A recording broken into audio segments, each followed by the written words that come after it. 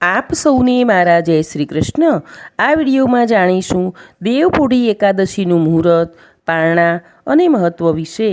અષાઢ સુદ 11ને દેવપોઢી એકાદશી કહે છે, જે તારીખ 24 જુલાઈના રોજ સવારે 9:12 શરૂ થશે અને તારીખ 25 જુલાઈના રોજ સવારે 11:34 પૂર્ણ થશે। આ સાથે જ ચાતુર્માસની શરૂઆત અને ગૌરી વ્રતની શરૂઆત પણ થઈ રહી છે। ઉદયાતિથિ અનુસાર એકાદશીનું વ્રત તારીખ 25 જુલાઈ 2026ને શનિવારના રોજ કરવાનું રહેશે। પારણા તારીખ 26 જુલાઈ 2026ને રવિવારે સવારે 5:40 થી 8:20 સુધીમાં કરી લેવાના રહેશે। મહાભારત દરમિયાન ભગવાન શ્રી કૃષ્ણ યુધિષ્ઠિરને કહ્યું હતું કે મોક્ષની ઈચ્છા રાખનાર મનુષ્યએ શ્રી હરિને પ્રસન્ન કરવા દેવશયની એકાદશીનું વ્રત કરવું જોઈએ। એકાદશીની તિથિ શ્રી હરિને સમર્પિત હોય છે। આ દિવસે શ્રી હરિ અને શ્રી લક્ષ્મીજીની પૂજા આરાધના કરવાથી સઘળા મનોરથો પૂર્ણ થાય છે, સુખ સમૃદ્ધિ મળે છે।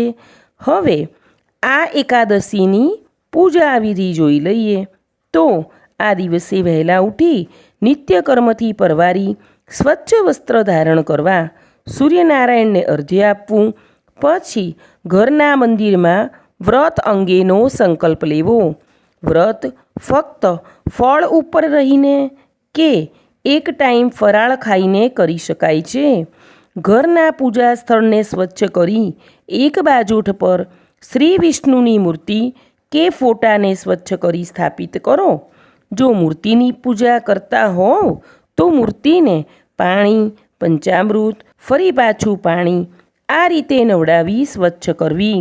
સુંદર વસ્ત્રો પહેરાવા। જો લક્ષ્મીનારાયણની મૂર્તિ હોય તો સ્થાપના અને પૂજા બંને વિશેષ ફળદાયી રહે છે।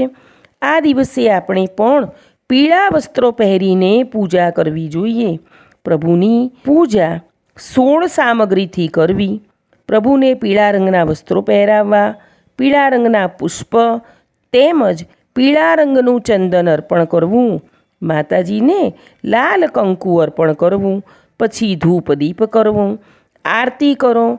નૈવેદ્યમાં પીળી મીઠાઈ, તુલસી પત્ર સાથે માખણ મિશ્રી અથવા મોસમી ફળો ધરાવવા। આજે સરળ વિષ્ણુ મંત્ર ઓમ નમો નારાયણનો જાપ કરવો, વિષ્ણુ સહસ્ત્રનો પાઠ કરવો, માતાજીને પ્રસન્ન કરવા મહાલક્ષ્મી અષ્ટક સ્તોત્રનો પાઠ કરવો, પીપળાની અને તુલસીજીને જળ અર્પણ કરી પૂજા કરી દીવો કરવો, ગૌ સેવા કરવી, મુખ અબોલ પશુ પક્ષીને ખાવા પીવાની વ્યવસ્થા કરવી, જરૂરિયાતમંદોને અથવા બ્રાહ્મણોને દાન કરવું।